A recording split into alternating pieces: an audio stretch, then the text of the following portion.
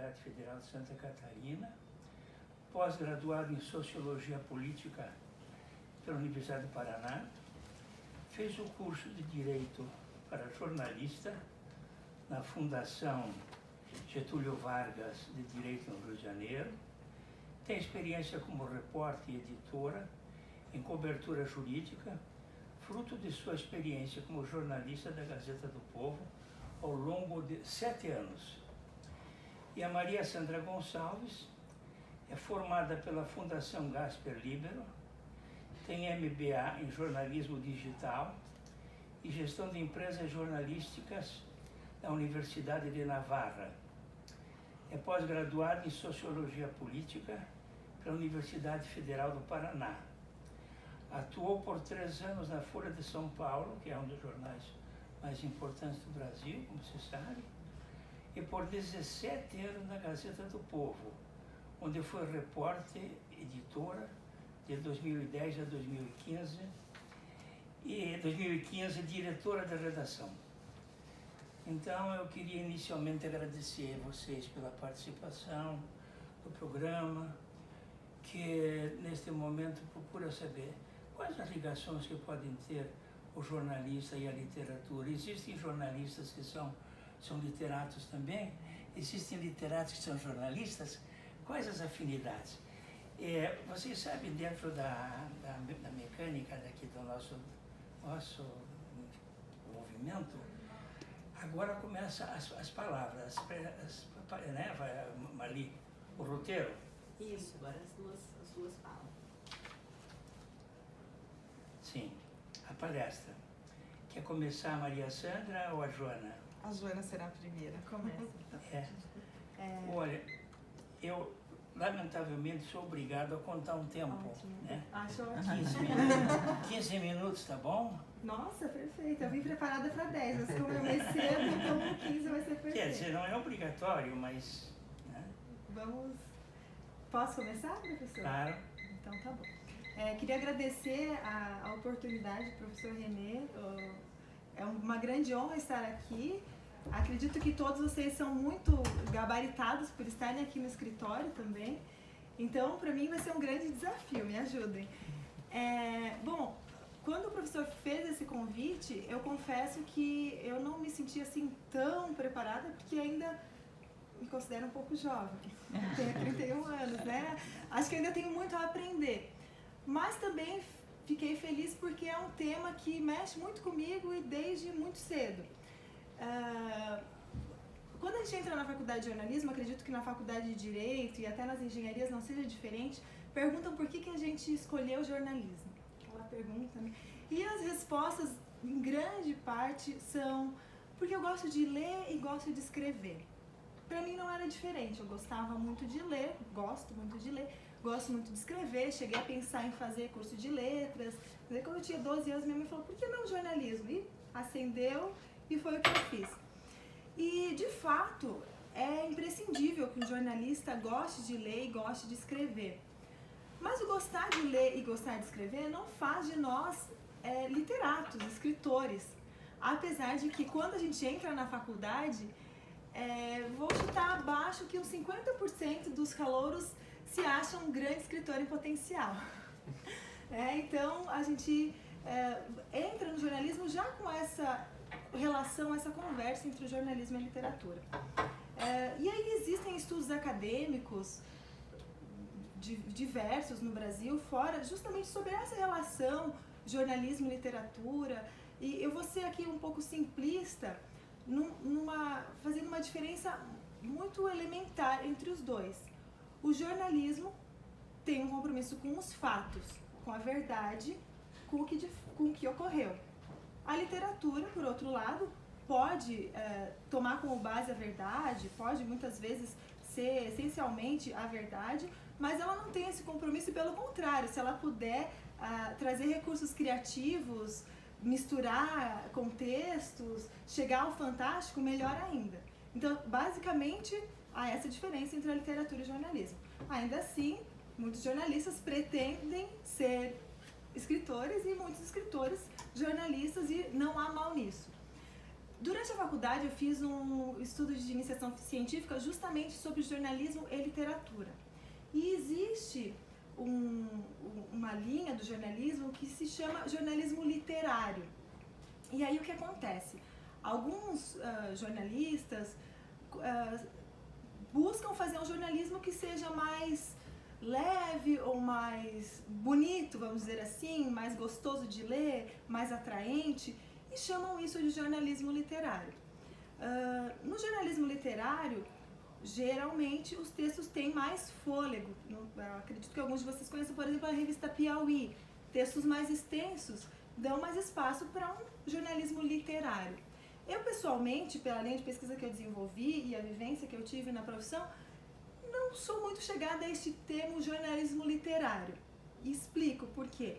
Porque o jornalismo bem feito, uma grande reportagem de fôlego, ela é atraente, ela é interessante. Então, ela não precisa pegar a alcunha literária para dizer que é um bom texto. Um texto de jornalismo de profundidade, um texto jornalístico de profundidade, ele vai ter uma boa apuração, ele vai contar uma boa história, ele vai ter um bom ritmo. E, claro, são elementos da literatura, são recursos que um jornalista precisa ter bebido na fonte da boa literatura para poder produzir. Por outro lado, a gente percebe em algumas linhas do jornalismo, ou jornalistas iniciantes, estudantes, que querem fazer jornalismo literário de tudo. Bater um ônibus, vou fazer um jornalismo literário aqui, o ônibus vermelho que vinha trazendo sonhos dos passageiros, bateu na esquina e mudou o destino. Corre um risco muito grande aí de cair no chavão, no lugar comum, no brega.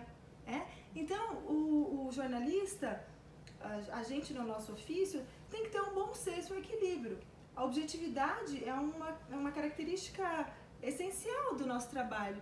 Então, às vezes, eu vou precisar só contar que o ônibus bateu na esquina, tinha 30 pessoas, 2 se machucaram, alguém vai ser indenizado ou não. Posso até ligar aqui no escritório do professor René, perguntar, cabe dano moral, professor?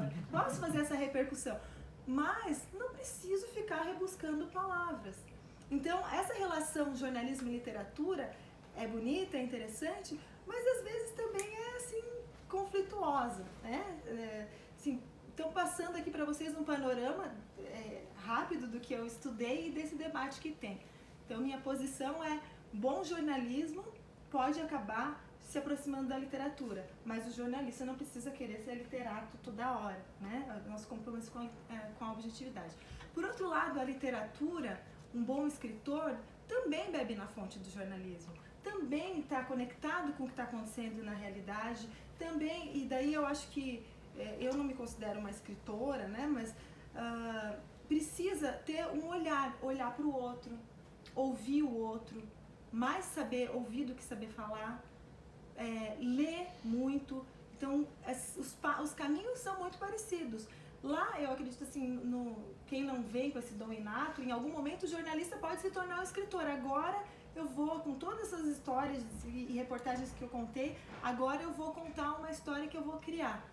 Outro dia eu estava conversando com o professor René e ele dizia que o ator é a arte que ele mais admira, né, a interpretação, porque enquanto o músico executa uma música, o pintor pinta um quadro, o ator ele toma para si uma outra vida, ele incorpora outra história.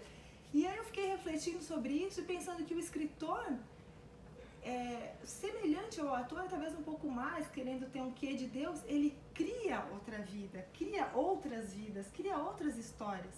Então, eu pessoalmente acho que necessito dom, mais do que todos os esforços de observar, de ler. Mas quando o escritor cria, ele vai necessitar de recursos técnicos. Então, daí que vem a conversa jornalismo e literatura. No jornalismo, há os livros-reportagens que alguns chegam a ser literatura. Gostaria de mencionar alguns exemplos para vocês, um que eu li bem cedo, que é Hiroshima, não sei se alguém aqui já teve a oportunidade de ler, do John Hersey, que ele conta a história do bombardeio lá em Hiroshima, e é uma reportagem tão rica, ele conta entrevistou tantas pessoas e a pessoa estava tomando um chá e houve a explosão. A pessoa, como era a vida dela antes, como ficou depois, como era a cidade antes e depois. É uma riqueza de detalhes tão grande, é uma apuração e uma narrativa tão boa que eu pessoalmente considero não só jornalismo, mas literatura. Então, às vezes, o jornalista consegue atingir esse ponto da literatura. Uma sugestão de leitura também, que daí a gente chama até de jornalismo gonzo, o George Orwell, que é o autor de 1984, A Revolução dos Bichos, ele também tem um livro sensacional chamado Na Pior, em Paris e Londres, que ele conta a vivência dele, não sei se alguém aqui já leu.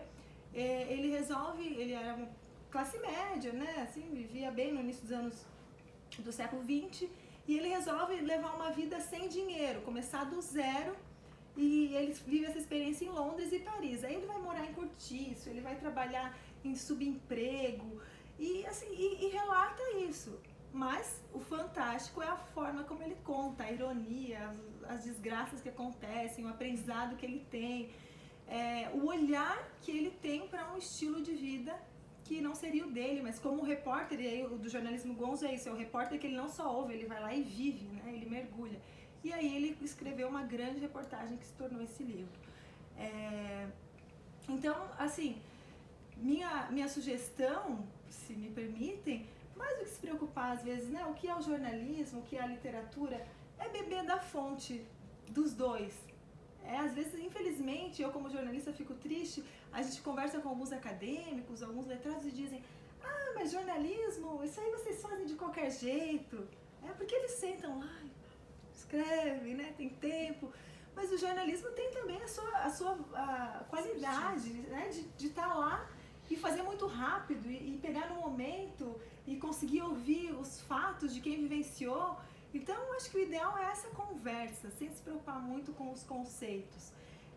Eu tive uma vivência que eu escolhi ter no final da faculdade, porque eu sabia que depois o mercado é mais complexo. E o meu trabalho de conclusão de curso, eu viajei para Angola com uma amiga, nós ficamos 24 dias em Luanda e escrevemos um livro-reportagem. O nome é Fish Malay, que são termos do dialeto angolano, o cotidiano de brasileiros em Angola. Então nós conversamos com os brasileiros que viviam lá e a partir das vivências deles, moramos em casa de família angolana e contamos a história da relação dos dois países. Era 2010, estava no auge, o Odebrecht bombando lá, relações econômicas, culturais, preconceito, identificação que existe entre os dois países. Então essa eu considero a minha vivência mais próxima assim, de uma grande reportagem.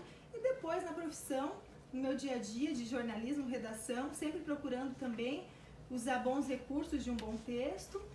E hoje temos a oportunidade, a Sandra e eu também, de eventualmente escrever conteúdos até institucionais, textos às vezes contando a história de determinada instituição. E ainda assim, mesmo nisso que poderia ser um trabalho burocrático, a gente bebe da nossa fonte, do jornalismo, do que a gente aprendeu apurando e procurando apresentar sempre um bom texto, um texto que seja agradável, não importa a história que você vai contar, mas contar aquela história com prazer para que quem leia também tenha prazer. Eu não sei como está o meu tempo, professora, eu não olhei no início. Constrangidamente eu digo que tem 3h50. 3 minutos. Ah, que ótimo. Então tá perfeito. Então, assim, para finalizar, aqui hoje é mais crônica do que grande reportagem, muito rápido. Eu, na minha parca vivência, gostaria de dizer que, assim, independentemente do que você está fazendo, se é jornalismo, se é literatura, se é petição, a gente precisa beber de uma boa fonte. Em 2013, não me falha a memória, assistia uma palestra do já ex-ministro do STF, Eros Grau, na Unibrasil, e ele dizia que a palestra era para estudantes de jornalismo e direito.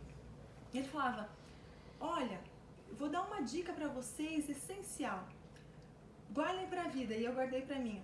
Quando vocês estiverem escrevendo um texto e o Word começar a colocar aquelas cobrinhas embaixo e avisar vocês que a frase está muito longa, acreditem, a frase está muito longa. Então, às vezes é isso também, né? A gente, quando vai ler ou quando vai escrever, tenta rebuscar, tenta florear, tenta soar literato. E, na verdade, um bom jornalismo e até mesmo uma boa literatura nada mais são do que algo objetivo, claro, bem organizado. Claro que a literatura tem todas as suas licenças literárias de construção de texto, de uso de recursos, mas tem uma sensibilidade que não necessariamente é um vocabulário estranho ou diverso do que costumam usar. Uma sensibilidade para dizer, opa, cheguei no meu limite, opa, agora preciso me reorganizar. E eu acredito que se a gente fizer isso e utilizar a literatura, a informação, o jornalismo, não de uma forma tão assim, é para isso ou é para aquilo, é isso ou é aquilo, mas sim de nos alimentar, isso nos enriquece como pessoa, nos enriquece como profissional, nos ajuda a abrir a visão de mundo. Para finalizar, eu vou sugerir o meu autor favorito, homem do momento, que mulher eu tenho outro. É Helena Ferrante. Helena Ferrante, alguns já devem conhecer. Mas que, falando dessa conversa de jornalismo e literatura, tem um escritor norueguês, o nome dele é Karl Ove Knausgård. E ele escreveu um livro, a série infelizmente tem essa semelhança com o livro do Adolf Hitler, mas não tem nada a ver, se chama Minha Luta. E aí ele conta a vida dele. O primeiro livro se chama A Morte do Pai, ele parte da morte do pai dele, mas depois ele volta, conta da infância, conta da adolescência. Nos países nórdicos foi uma loucura, teve empresas que chegaram a proibir os funcionários de lerem o livro no local de trabalho, porque foi uma febre. Mas o grande curioso do livro é que ele é autobiográfico, peronomútil, né? E a literatura tem essa liberdade. Ele traz elementos da vida dele, personagens da vida dele, e traz a criatividade dele. Então é algo que representa muito o nosso tempo, aquela coisa mais pós-moderna, que uma coisa não é só uma coisa, é biografia, é literatura, o que é isso, é dano moral, teve um monte de processo lá, vocês podem ler também sobre isso. Então fica a minha humilde sugestão de leitura, e eu acho que eu bati na trave do tempo.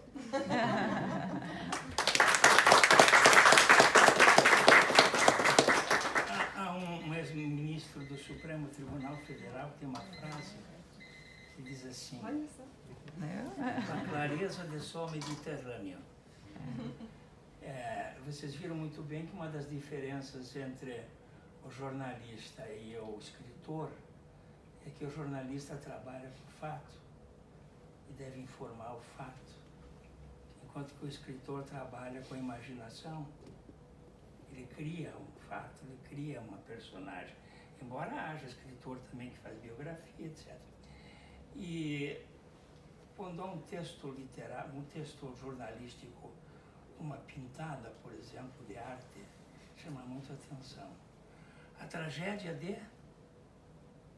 Agora, lá... Brumadinho. O repórter escreveu tudo aquilo. E no final ele diz, Gone with the wind. E o vento levou. E fala então ligeiramente sobre a obra clássica do romance que passou filme com Clark Gable.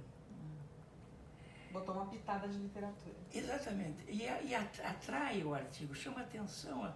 O leitor não vai jogar fora aquele jornal. Porque, Primeiro quero dizer que é uma honra muito grande estar aqui nesse auditório. Já estive aqui, mas há muitos anos. E é sempre um prazer desfrutar da companhia do professor René Dotti e do grupo maravilhoso que ele forma sempre, né? Monteiro Lobato diz que quem mal lê, mal escreve, mal pensa, mal vê, mal se comunica. Então, é imprescindível, eu acho que não só para o jornalista, mas para todas as profissões das áreas humanas, a literatura tem o seu assento. Ela pode não aparecer na petição que vocês fazem ou no texto jornalístico que a gente faz com muita objetividade, respondendo quem, quando, onde, porquê, que são as perguntas clássicas do lead jornalístico. Lead é o primeiro parágrafo de um texto jornalístico.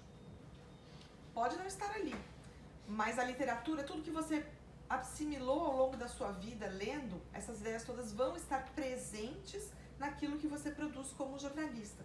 Então, como a Joana bem pontuou, existem trilhas diferentes, porque de um lado tratamos da objetividade nos textos jornalísticos e do outro, naquilo que se convencionou chamar de jornalismo literário ou na literatura propriamente dita, o caminho é justamente o da imaginação, o de florear, zero compromissos com aquilo que é a característica distinta do jornalismo. Todo mundo pensa que jornalismo é escrever. Não, o passo mais importante da profissão do jornalismo está antes disso, que é a apuração e a checagem, por conta desse compromisso com a verdade, com a veracidade, com a ética e com tudo aquilo que se pode apurar. Então a escrita é só o ramo final da atividade jornalística. Na literatura não, a escrita é exatamente o coração, é o cerne da atividade, né? Então as diferenças estão aí bem traçadas e eu penso que a leitura precisa embasar todas as atividades das áreas humanas, né? Não é à toa que tanto a Joana quanto eu fomos para a sociologia, vamos para a filosofia política, e é um pouco nessa linha que eu queria falar para vocês. Eu acho que o bom jornalista, claro que ele tem que ler Dostoiévski, né? Todos temos que ler Dostoiévski, é impossível você não tirar lições, não extrair muita vida para qualquer ramo profissional que a gente siga da obra desses russos do século XIX, maravilhosos. No jornalismo, obviamente, isso é ainda mais importante. É óbvio que a gente precisa ler, inclusive os grandes livros de reportagem. No cenário mundial tem o Guy Talese, não sei se vocês já ouviram falar. Ele tem livros como Honra Teu Pai, que são grandes livros de reportagem, material que ele produziu para o New York Times. No Brasil a gente tem a Helene Brum, com A Vida que Ninguém Vê, que é também uma jornalista que classicamente produz livro de reportagem, ou um formato um pouco menor, com pequenas histórias que ela colocou literatura em histórias apuradas jornalisticamente. Mas eu acho que o jornalista deve também, e os advogados, beber de fontes literárias diferentes só da literatura clássica. Então, filosofia política, a própria história, os historiadores, todas as obras que circundam também o universo das humanas também são importantes para a gente ler, né? E aí eu queria falar de um autor que certamente vocês já ouviram falar e que é encantador, que é o Michael Sandel. O curso dele está todo lá em Harvard, né? Então o pensamento, os desafios que ele nos coloca sobre a ética, né? O que o dinheiro não compra, pergunta ele num dos livros, né? Justiça, o que é fazer a coisa certa. Esses são os títulos da obra dele, são perguntas que ele faz ao longo do curso dele em Harvard. Ele colocou isso num formato de literatura, né, de escrita, e eu penso que nós todos que temos um compromisso de fazer um Brasil melhor, eu sei que quem entra na carreira do direito quer construir um mundo mais justo, essa também é uma aspiração do jornalista. O jornalista, quando entra na profissão, ele fala assim, não, eu gosto de escrever, eu gosto de ler, mas o que eu vou fazer com isso? Eu quero fazer um mundo melhor, né? Então, todos nós que temos essa aspiração de ter um mundo melhor, precisamos também absorver o conhecimento dessas outras áreas da humanidade. Eu não vejo as áreas humanas tão compartimentadas. Claro que temos que ter o diploma, ser bacharel em Direito para poder aspirar à advocacia. Claro que é bom que o jornalista tenha a sua formação específica, mas as áreas humanas, elas se conversam muito. E quando a gente assiste uma aula do professor Michael Sandel, ou quando a gente lê a obra dele, a gente observa o quanto essa fronteira entre as carreiras é tênue. E, portanto, o quanto nós, jornalistas, ou vocês, advogados, podemos beber da filosofia política, da história, da geografia e das outras ciências humanas, né? Também tem um autor que eu gosto muito, que se chama Robert Putnam. Esse autor, ele fez, sem ser jornalista, quase um livro-reportagem também. Ele comparou a Itália do Sul e a do Norte, estabelecendo, partindo do ponto de que no Sul há mais violência, há mais crime, né? A Manipoliti é inspirada, né? Mãos Limpas é inspirada na Itália, né? A Lava Jato. Então, a gente sabe que existe uma diferença muito grande de cultura entre o Sul e o Norte da Itália. E ele foi lá, com este olhar mezzo literário, mezzo historiador, ele comparou o norte e o sul da Itália e estabeleceu por cientificidade que a diferença entre o norte e o sul da Itália não se deu por acaso. Ela se deu por conta do tecido social mais forte que existe no norte e do tecido social menos forte ou mais familista que acontece no sul, né? E nós temos também aqui no Brasil essa leitura feita através do Sérgio Buarque de Holanda no seu Raízes do Brasil, né? O que o Sérgio Buarque de Holanda apresenta para nós é isso. A fragilidade do tecido social brasileiro está justamente na cordialidade, não uma cordialidade de gentileza, não nesse sentido, mas na cordialidade de termos as pessoas que nos são mais próximas ou mais caras, os nossos amigos, a nossa família, termos para ela um código de ética diferente daquele que temos para o público em geral. Então, o Robert Putnam, numa leitura semelhante a essa que o Sérgio Buarque faz do Brasil, o Sérgio Buarque de Holanda faz do Brasil, ele compara o norte e o sul da Itália e fala, olha lá, aonde tem menos familismo, aonde o tecido social é mais forte, que é o norte da Itália, o que nós temos? As regras mais claras, maior observância ética e, portanto, menos corrupção, menos problemas, menos violência. Ele é um professor holandês de origem, mas radicado nos Estados Unidos, fez esse olhar para a Itália e depois fez esse olhar para dentro da própria nação norte-americana. Então ele escreveu 2 livros que eu também considero muito interessantes, tanto para nós jornalistas quanto para os advogados, que se chamam Better Together, o primeiro Bowling Alone e o segundo se chama Better Together. No Bowling Alone, ele observa um fenômeno dos anos 50 nos Estados Unidos, quando os americanos pararam de jogar boliche juntos, e é claro que isso é uma metáfora, né? Jogar boliche é só uma metáfora para o tipo de associativismo que Tocqueville enxergou na América, né? Muitas instituições, muitas igrejas, muitas associações de pais e mestres, muitas associações de observadores de pássaro, enfim, de todas as atividades que se faz coletivamente. Quando o americano parou de fazer isso, aconteceu um fenômeno de enfraquecimento social e, portanto, de maior violência nos anos 50. E é o advento da televisão que ele atribui essa dispersão social. E essa dispersão social foi rapidamente percebida pelos americanos que, apesar de cada um querer ficar no seu canto, jogando boliche sozinho, eles começaram a notar o enfraquecimento do tecido social e voltaram às raízes depois, nos anos 60, 70, perceberam que era preciso voltar a se integrar em associações, em grupos, enfim, em blocos de interesses de legítima representatividade social.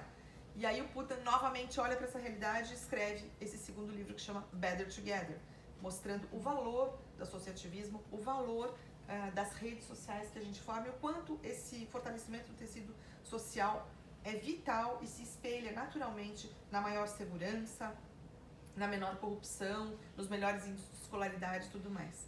Então, um autor que, sem ser jornalista, oferece para nós, pensadores da área de humanas, um subsídio muito importante para a gente enxergar a realidade, né?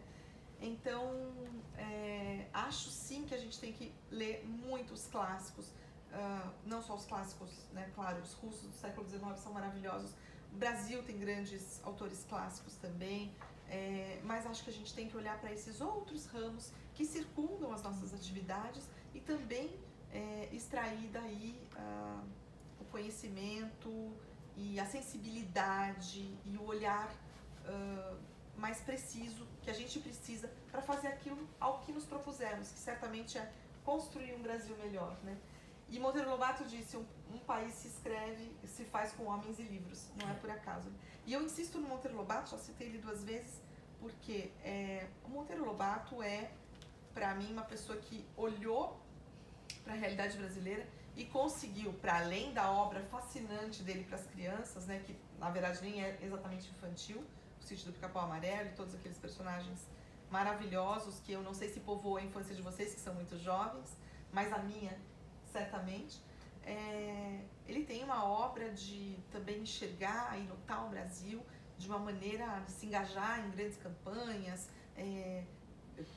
trabalhou muito em cima do petróleo, né? O petróleo é nosso, Claro. foi vital. Comprou uma empresa para isso. Comprou uma empresa. Então, uma pessoa que estava olhando para o Brasil e que, com esse olhar, produziu uma literatura também apontando os problemas sociais, a deficiência do Vale do Paraíba, né? Cidades todas muito pobres do Vale do Paraíba. Aqui a gente também tem uma realidade parecida no Vale do Ribeira, né? Que alcança o Paraná também. Então, assim, é possível fazer, Monteiro Lobato também foi jornalista, é possível ter um olhar jornalístico e social também. Algumas vezes isso vai passar pela literatura, mas muitas vezes não, porque a literatura não nos dá espaço para fazer aquilo que o jornalismo tem na sua essência, que é a apuração, a checagem, o fato, a realidade, o que, o quem, o quando, o onde, o como e o porquê. As 6 perguntinhas clássicas daquilo que é o lead jornalístico, né? Então, para fazer meu fecho aqui, eu queria dizer que, às vezes, eu sei que nem sempre as pessoas têm muita compreensão do que acontece numa redação e imaginam que a gente chega, senta e escreve as coisas. A etapa da escrita no jornalismo é realmente um fecho. A etapa fundamental do jornalismo é a apuração. Do mesmo modo que para vocês, quando vocês sentam para fazer a petição, é só uma parte do trabalho, existe todo um trabalho anterior, não é isso, professor? Então, se posso dizer algo para vocês, óbvio, você já tem aqui a sorte de estar num escritório que alimenta e incentiva o gosto de vocês pela literatura.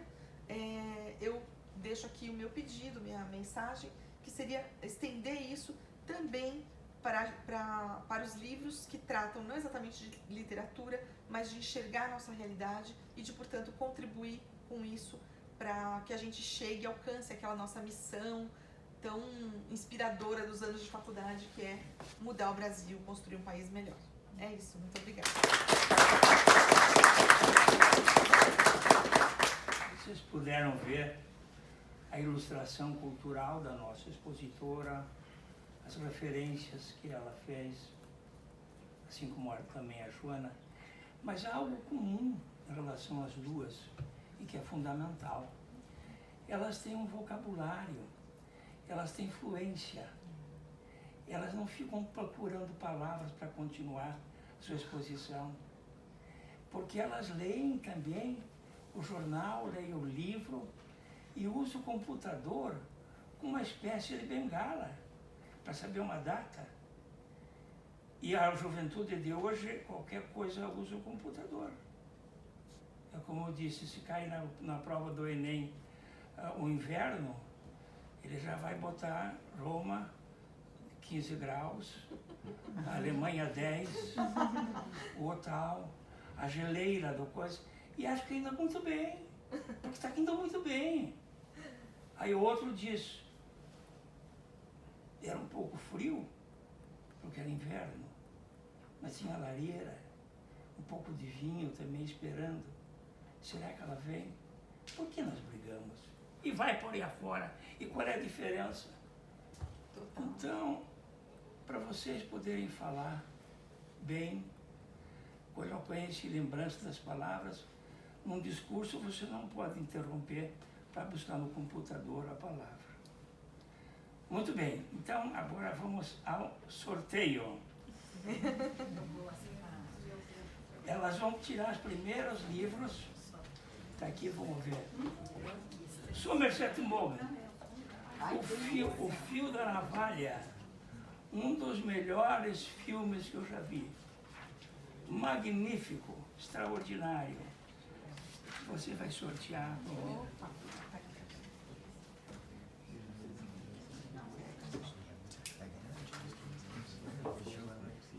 Franciele Straub.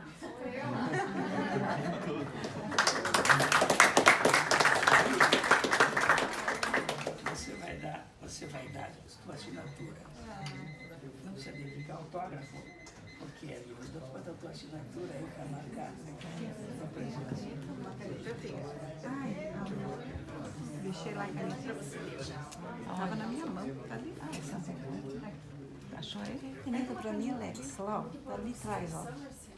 Aí, ó. Aí, cá. Aqui, ó. Ô, beleza. Aqui, ó, já tem. Aqui.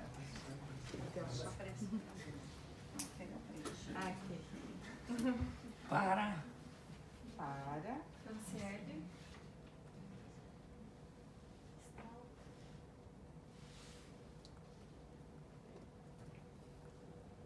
Doutora coração chega a acelerar. Você está em qual período? Eu me formei agora, vou colar grau em março agora. Joana, sorteia o Acho segundo. que ela precisa só ler, professor. A biografia. Ah, a foto, vem cá, vem cá. Não, foto também. Você tem que chegar aqui. O seu livro. Tem que chegar aqui, ler a biografia do autor, que ela já colocou na última página. Tá, então vamos lá. O Fio da Navalha é uma obra escrita por William Somerset Maugham. Nasceu em 25 de janeiro de 1874 em Paris, na França. A sua infância foi difícil, ele era gago, ficou órfão aos 10 anos e foi criado por um tio em Canterbury, na Inglaterra. Durante a Primeira Guerra Mundial, entre 14 e 18, Maugham trabalha como agente secreto e em 28 ele publicou Ashendene, baseado nessas atividades. Vivia então em Cape Ferrat, na Riviera Francesa, e na sequência, durante a Segunda Guerra Mundial, em 39 e 45, ele se mudou para os Estados Unidos. Várias de suas obras serão filmadas em Hollywood durante esse tempo. Ele volta para a França após o fim da guerra e morre em 16 de dezembro de 1965, em Nice, na França. Somerset Maugham é o autor de Histórias dos Mares do Sul, de 1921, também de Antes do Amanhecer, em 1942, e O Fio da Navalha, em 44, entre muitos outros livros. Então, O Fio da Navalha. Posso me sentar aqui? Obrigada. Agora, Dom Quixote, claro que é um resumo, que é uma das últimas edições do quarto centenário, tem grossíssima, né? Mas é uma síntese. Mas quem ler o resumo vai querer ler a obra que já fez mais de 200 anos. Pois então. Então, vamos, Joana. Giuliano Stefano. Ô, Juliano. O Juliano é um dos campeões aqui. Sempre leva o livro dele. Leia. Aqui.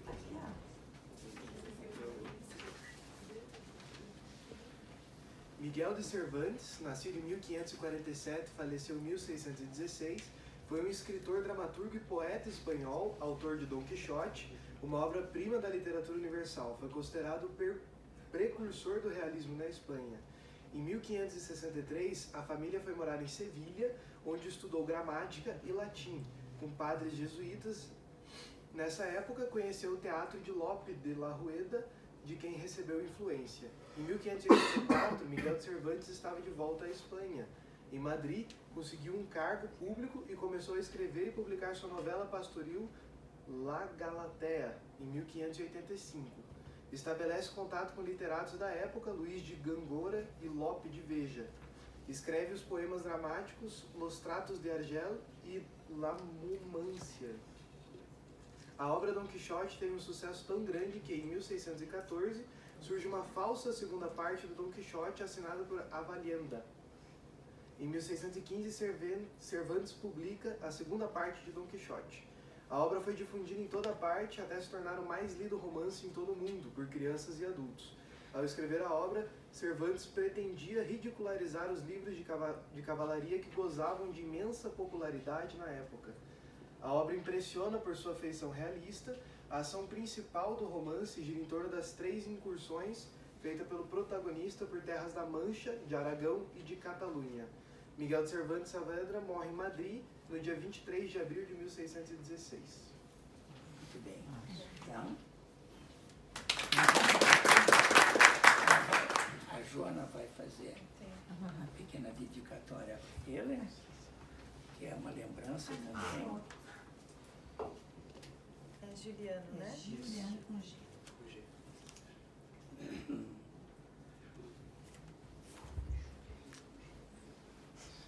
Tivemos 3 ou 4 já. Já Começou, né? Tá formando Tem sorte. Joga na loteria também? com essa sorte. Infelizmente, nunca joguei. Pode começar. Sorte, né? Progredir nesse Esse caminho da esse caminho de descoberta do futuro. Então, Boa noite. Muito obrigado. Tirar foto aquela aqui. foto. Olha pra cá. Aí, pronto. Bom, Você vai tirar o terceiro agora. A Cláudia tirou. Ah, já? A Cláudia Ótimo, tirou. Cláudia. Então, o terceiro é o Giovanni Faria.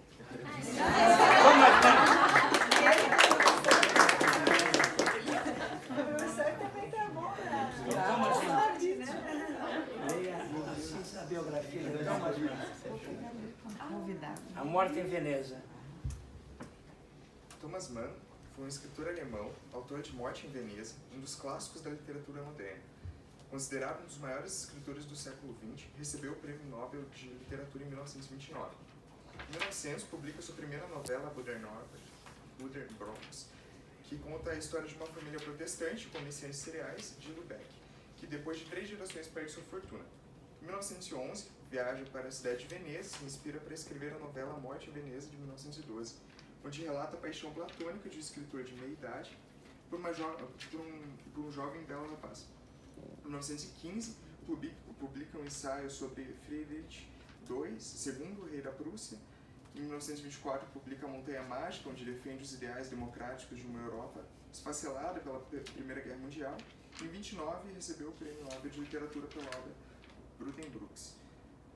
Opositor do nazismo, Thomas Mann deixa a Alemanha em 1973, se exila em Kunstnacht, na Suíça, e em 1936 o nome de Thomas e de sua família é relacionado entre os expatriados, perdendo a nacionalidade alemã.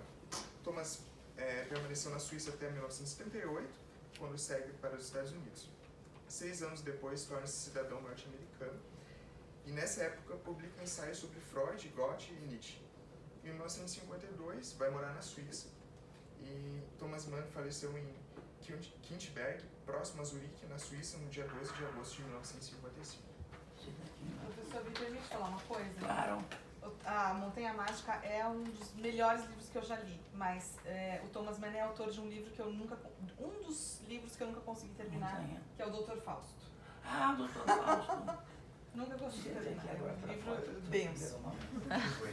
Ele faz muitas Urgente? referências musicais e como o meu dom pra música é tocar campainha. 2 N's. Ao acadêmico Giovanni, com os melhores votos de bom sucesso pessoal e profissional.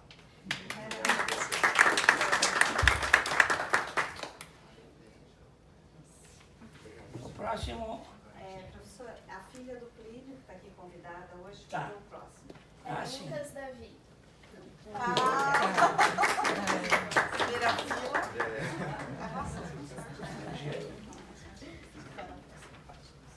Olha, eu confesso que eu tô com inveja. Eu queria ter feito um estágio assim. A sorte grande já foi. Foi estagiar aqui no escritório. Albert Camus. Ele nasceu em 1913, morreu em 1960. Foi um escritor, jornalista, romancista, dramaturgo e filósofo argelino. Em 1957, ele ganhou o Nobel de Literatura por sua importante produção literária. Seu discurso no banquete oficial e sua conferência aos estudantes da Universidade de Uppsala, na Suécia, foram publicados sob o título Discourse of Suez. Desculpe pro meu francês. Homem de opinião e de ação, sempre se manifestou sobre os acontecimentos mundiais. Suas obras são um testemunho das angústias, dos dilemas e da presença constante da morte diante de diversos conflitos de sua época. Albert falece em Villeblevin, França, no dia 4 de janeiro de 1960, em um acidente de carro, a caminho de Paris. E aí? O livro está aqui. Você vai fazer a ele também. Como é mesmo? Lucas.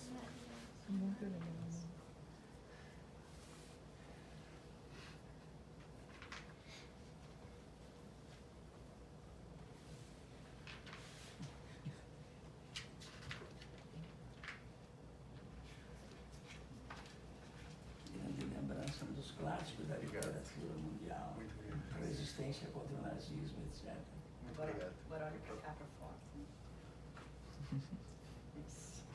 E agora da Academia Brasileira de Letras.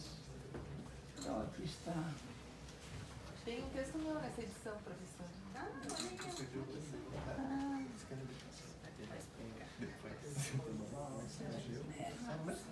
Vou sortear então. Tem um texto meu nesse. Neste número tem um texto meu. Ah, então. Tá vendo?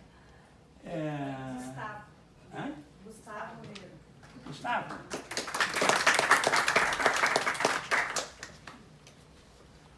Então, Gustavo. Revista da Academia.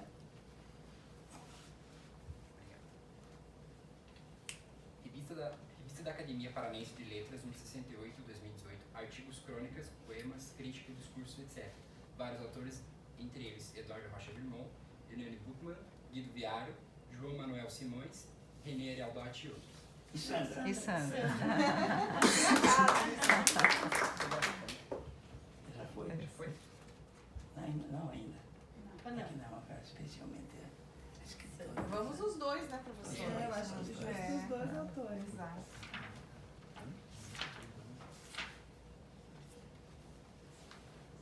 Gustavo, né? Isso.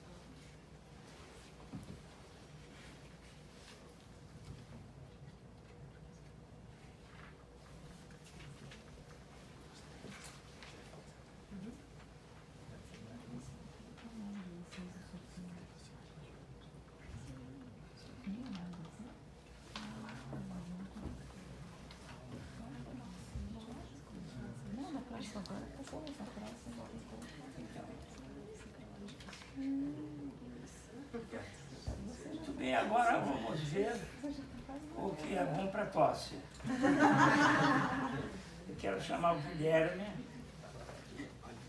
que vai falar sobre a Edith Copacabana de Rubem Braga. 5 minutos. Bom dia a todos. O Rubem Braga, ele é um cronista brasileiro, nasceu em 1913 no Espírito Santo. E da leitura do Rubem Braga, muito se tira e se compara com outro grande cronista que é o Nelson Rodrigues. Os dois têm até a biografia dos dois é muito parecida. E é bom coincidir de ser hoje um evento com duas jornalistas, porque os dois começaram a escrever em jornais.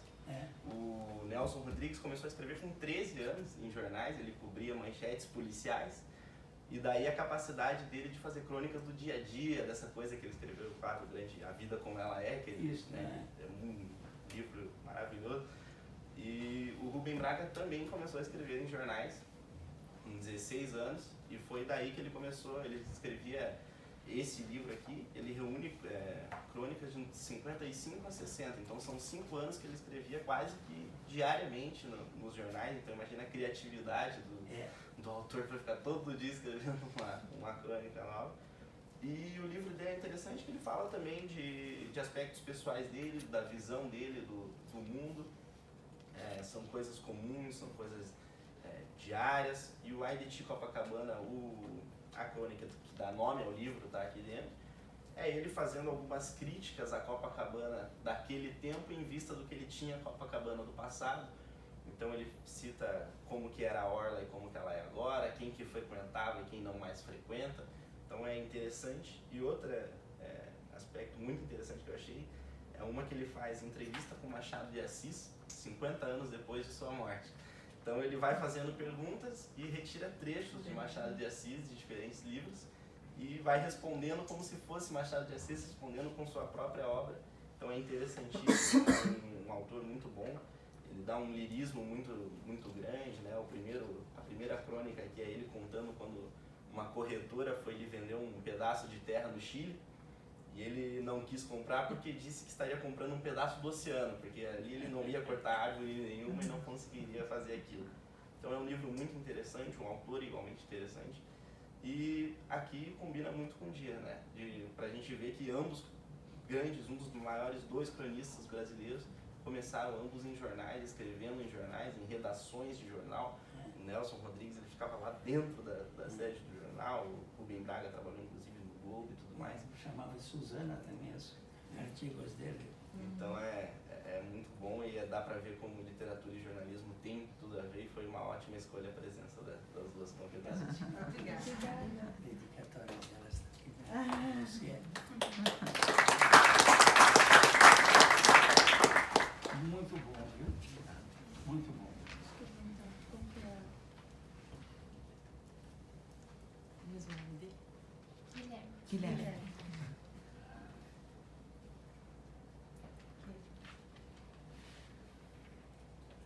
Estado de Primavera também é bom. Tá muito bom. É um cronista maravilhoso. Escreveu Estado de Eu Minas. releio Passarinho, Conde, Quarto das Mulheres, Casa dos Homens, Casa das Mulheres. Era de um timezinho, assim, que tinha o Fernando Sabino. Fantástico, fantástico. Há uma história, não sei se é verdadeira ou não, eu não procurei investigar, porque minha admiração pelo Rubem Braga, você acha que eu também?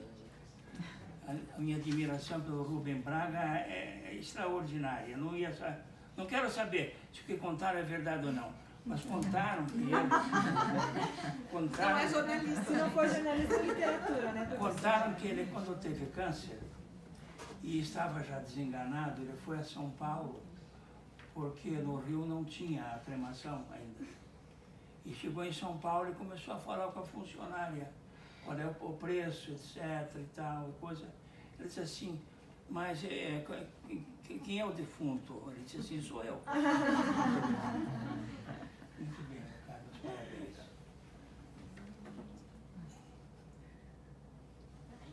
Continuamos com o processo. Jaime.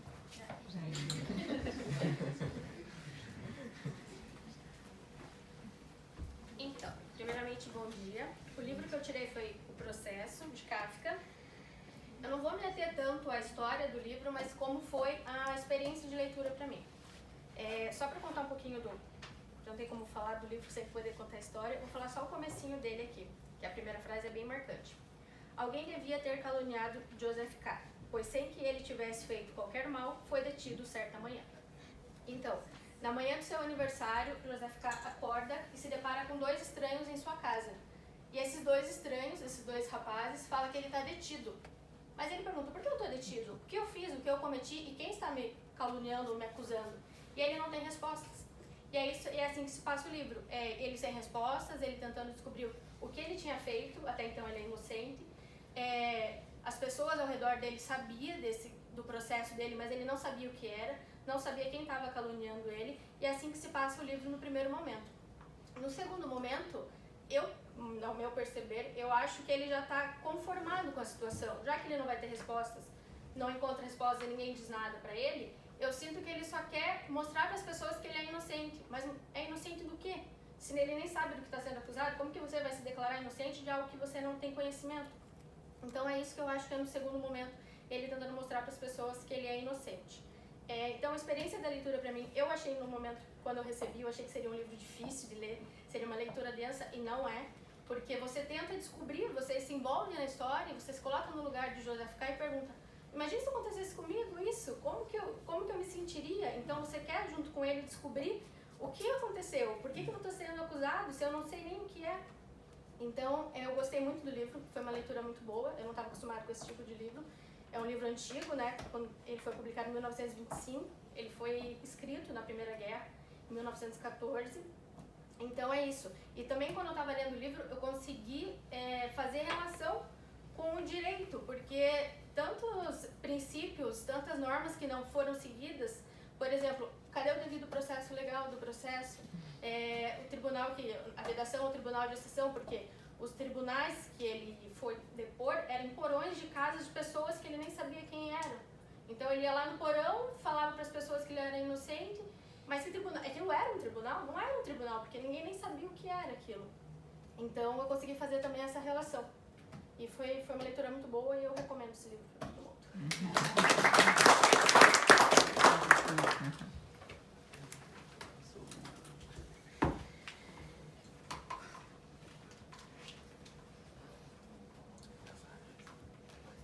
Ela vendeu o peixe, hein? Sem dúvida. Senta ali só pra gente tirar a foto dele. Muito bem, você sintetizou muito bem. Viu como é importante para o processo ler uma obra como essa? Onde é que está a culpa? Onde é que está a minha acusação? Nem contraditório, nem a poder. Não tem nada, não respeitam nada. Aqui a foto. Agora nós temos a Fernanda. Diálogos Impossíveis. Um grande escritor que é o Luiz Fernando Veríssimo, filho do grande Érico Veríssimo, que tem obras extraordinárias, os trigais e tudo. Música ao longe, Clarissa, Olhares Lírios. Como é que é o... Solo de Clarissa. Professora, eu vou pedir licença para sentar aqui do seu lado, porque eu acho que esse livro é um livro que ele merece ser compartilhado dessa forma. Ele é um livro que eu já havia lido Luiz Fernando Veríssimo anteriormente, também sempre livros de crônicas, e foi um livro que eu não li sozinha, eu li assim, sentada com um amigo meu, tomando um vinho e compartilhando as crônicas. Porque é um livro extremamente envolvente, é um livro extremamente que você realmente quer compartilhar. Não só depois contar a história, mas você quer ir conversando sobre a história. E esse aqui em específico, Diálogos Impossíveis, ele é realmente um livro de diálogos e impossíveis. Diálogos como, por exemplo, Van Gogh conversando com uma obra sua, diálogos de uma pessoa sentada num balcão de um bar, pensando que sua vida está perfeita demais e buscando algo de ruim que acontecesse para dar uma motivação, né? Sabe aquela pessoa que reclama de barriga cheia? Exatamente essa pessoa. E diálogos assim, senta uma pessoa na mesa e começa a conversar com ele falando que era amante de sua esposa e no final das contas a pessoa a quem ele se referia não era sua esposa, era o nome de uma outra mulher. Então, assim, é um livro muito surpreendente. As histórias têm muitas reviravoltas, não passam de 2 páginas os contos, as crônicas. É muito gostoso de ler e a minha experiência em si sobre o livro foi muito interessante, porque eu também aprendi que eu não posso sair de casa sem uma caneta e um post-it, porque eu não gosto de escrever no livro. É uma coisa minha, assim, não dá pra, sabe, rasurar um livro. E eu me senti muito perdida. Eu estava no aeroporto, indo para uma viagem, tive que ficar 5 horas no aeroporto esperando a conexão. E eu li o livro nessas 5 horas, assim, rindo sozinha no aeroporto. As pessoas passavam por mim e ficavam, nossa, quem que é essa louca, né? Eu cheguei a um ponto no aeroporto que eu liguei para uma amiga minha para ler a história, para contar com ela. Porque eu tava tão envolvida que eu falei, não, você tem que ouvir essa história, leia comigo. É maravilhoso e eu gostaria muito de ler um trecho rapidinho de uma das histórias, de uma das crônicas que fala exatamente sobre isso que a gente fala muito aqui, que é da era da internet, essa era dos eletrônicos e que a gente se esquece muito da literatura, se esquece muito da palavra escrita. Luiz Fernando Veríssimo, ele fala da memória, ele se refere à memória como sendo mãe das musas. E ele fala o seguinte: meu convívio forçado com o computador, sua conveniência, seus mistérios e seus perigos me faz pensar muito sobre a precariedade da palavra. Pois um pré-eletrônico como eu está sempre na iminência de ver textos inteiros desaparecerem sem deixar vestígio na tela. O computador nos transforma todos em reféns, sem fuga possível da palavra, e pode acabar num segundo com um dia inteiro de trabalho da pobre musa das cronistas em trânsito, que seria a memória. Que, como se sabe, se chama Ritinha, é manicure e faz trabalho de musa como bico. Ao mesmo tempo, nos transformou na primeira geração na história que tem toda a memória do mundo ao alcance dos seus dedos. O computador resgata a memória como um mestre de história. Ou, ao contrário, nos exime de ter memória própria e decreta o domínio definitivo da escrita sobre quem a pratica. Sei lá, é melhor acabar aqui antes que esse texto desapareça.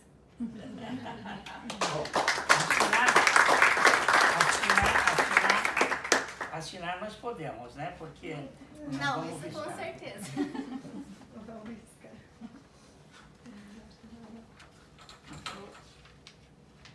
Foi você que ganhou um livro sobre Shakespeare, não?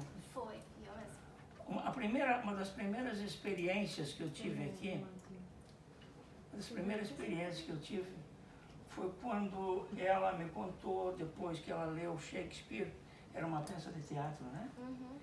Assim, professor, eu comecei a ler e comecei a entrar naquele cenário. Eu não saía mais de dentro daquilo. Eu comecei a ler. uma impressão muito grande que guardei daquele teu depoimento. A foto. Obrigada. Meus queridos, estamos chegando na parte final. Não haverá discurso, que é bom. Porque eu odeio quando ver duas coisas em cerimônias. Primeiro, o chefe de cerimônia diz no microfone, de uma maneira muito assim... solene. Como se fosse uma liturgia. Presente o excelentíssimo senhor...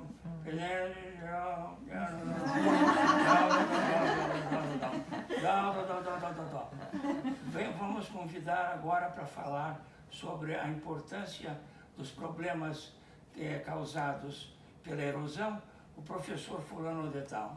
Vai na tribuna. Excelentíssimo senhor governador, excelentíssimo senhor, de novo, assim na Assembleia, eu dei sugestão para mudar aquilo e ficaram bravos comigo. Pessoal, Professor, escreva no seu blog.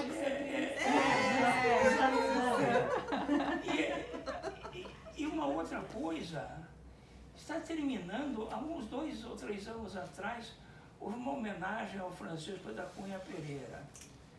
E aí falou, naturalmente, alguém que eles quiseram que falasse, em nome da família, falou o filho, praticamente encerrando o evento. Aí o ministro, que é o marido da Gleisi, Paulo Bernardo, pediu a palavra e falou um monte de coisa. Não tinha terminado. É como se tivesse assim, terminado o velório. Não, mas eu quero ver, abre o caixão. Então, meus amigos, muito cuidado, tomem muito cuidado quando for uma cerimônia, que é bastante oficial, muito comum. Quando você vê que está no final, já você saia. Porque senão aparece alguém e fala mais. Saia. Eu pensei que tinha terminado. Agora terminou.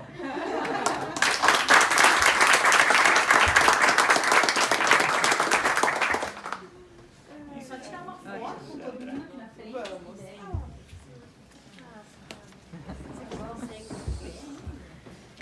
Como assim? Não precisa dizer mais da alegria que tivemos, Tira né? lá de cima, assim, né?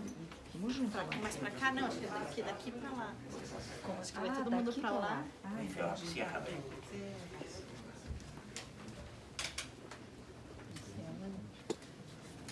será que consegue todos chegar lá atrás?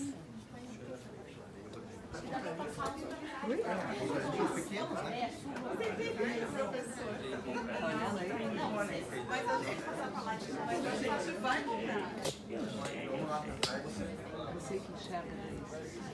Todo mundo aí? Alex,